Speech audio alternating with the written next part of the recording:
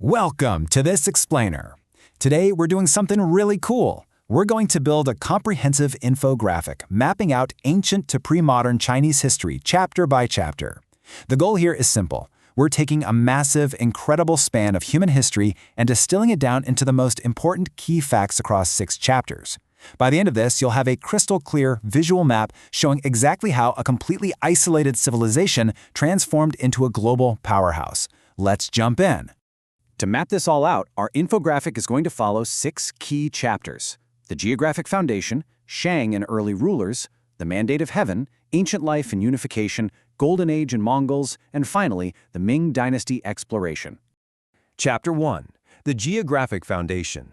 You really can't understand Chinese history without first understanding the physical board this massive game was played on. Take a look at the natural barriers that literally walled off early settlers. Out west, you've got the towering Himalayas and the unforgiving Taklamakan Desert, which, ominously enough, was often called the Sea of Death. To the north lies the massive Gobi Desert, and to the east, the vast expanse of the Pacific Ocean. Because of this extreme geographic isolation, these early settlers had no choice but to be incredibly resilient. They had to figure out how to supply their own goods, rather than relying on outside trade like other ancient civilizations did. Now, inside those massive borders, survival completely depended on 2 major river systems flowing from the mountainous west all the way to the Pacific. In central China, the Changjiang, or Yangtze River, was pretty reliable. But up in the north, you had the Huanghe, the Yellow River. Now, this river brought rich yellow silt that was absolutely perfect for farming, but man, it came at a terrible cost. Its unpredictable, disastrous floods could just wipe out entire villages in a flash, earning it the terrifying nickname China's Sorrow. So, with a river literally called China's Sorrow, how did they survive? Well, legend has it that around 2000 BC, a king named Yu from the Xia dynasty stepped up as a brilliant engineer. He set up these incredible flood control and irrigation projects that actually managed to tame the Yellow River. This monumental effort was a total game changer. It allowed early farming settlements to finally put down roots, grow, and become China's first true cities. That's a huge key fact for our first chapter. Moving right along to Chapter 2, Shang and Early Rulers. This dynasty emerged around 1750 BC, and it's a massive leap forward because they're the very first family of rulers to leave us actual written records.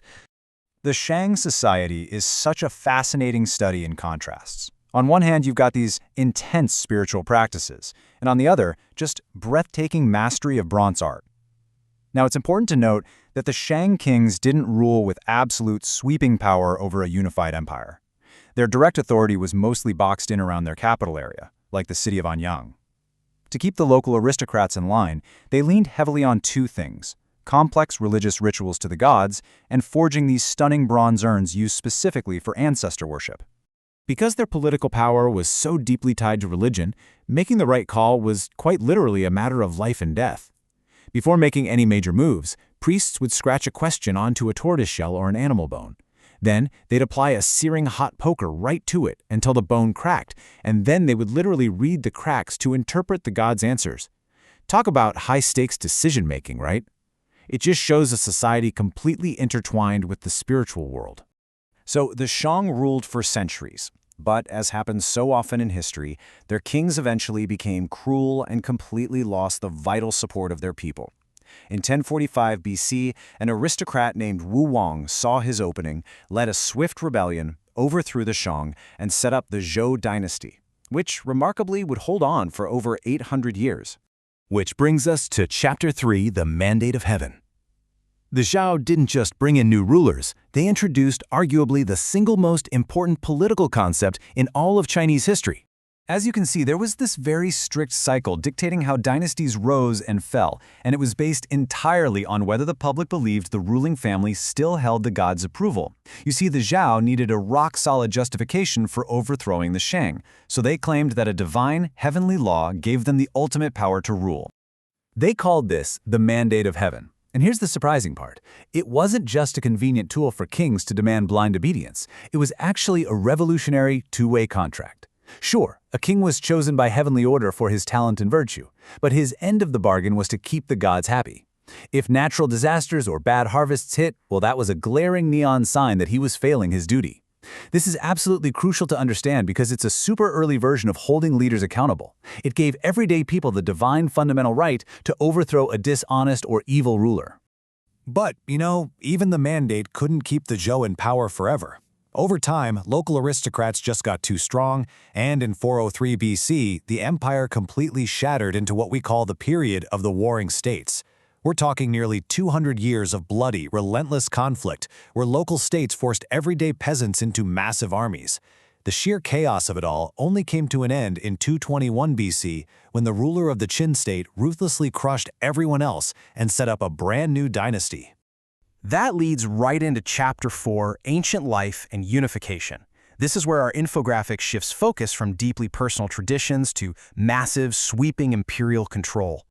Just notice the dramatic shift in focus here.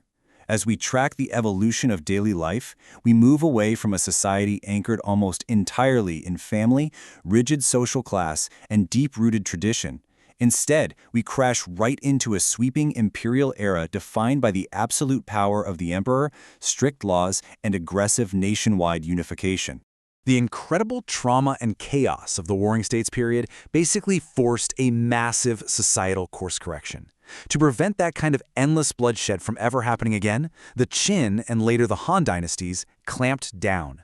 They created a tightly controlled, unified legal system and placed absolute power squarely in the hands of a supreme emperor. And it was exactly that hard-won internal stability that finally allowed them to look outward, triumphantly opening up the famous Silk Road and connecting China's immense wealth and trade to the rest of the world for the first time. Chapter 5. Golden Age and Mongols. We're rapidly filling in the key facts of our explainer map now, transitioning from a cultural peak straight into a shocking foreign conquest. It's a bit of a historical whiplash, honestly. First, China hits this true golden age of domestic culture, incredible art, and immense prosperity. But history never sits still, right? Right after this spectacular peak comes a radical disruption: the Mongols. This massive invading force swept in and established a brutal empire. Yet, ironically enough, their vast, terrifying military reach practically forced an unprecedented level of global connection and trade all the way across the Eurasian continent. And finally, Chapter 6, the Ming Dynasty Exploration. For our last section, we're looking at how the Chinese eventually took back control of their own destiny, pushing their boundaries further than anyone thought possible. Stepping out from the heavy shadow of Mongol rule, the newly established Ming Dynasty didn't just quietly rebuild their heartland. Oh no, they went on the offensive with a brilliantly ambitious three-step plan. Step 1. Completely overthrow the Mongols. Step 2. Build a massive technologically advanced navy. And Step 3. Launch a massive campaign of global exploration. The legendary explorer Zheng He actually took the helm of these ships. And by the way, some of these were massive, multi-decked floating fortresses that completely dwarfed anything being built over in Europe at the time. He used this incredible fleet not just for the thrill of discovery, but to project immense strength across the globe. This strategy ensured unparalleled political and economic stability back home. It was the ultimate flex of a confident, outward-looking China. So when you take a step back and look at the key facts on our completed 6-chapter map, it really leaves us with this wild, fascinating question.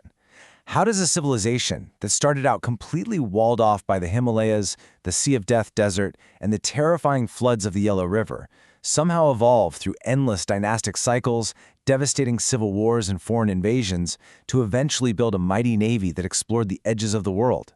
It is an unbelievable testament to human ingenuity and cultural resilience. Think about that the next time you look at a map.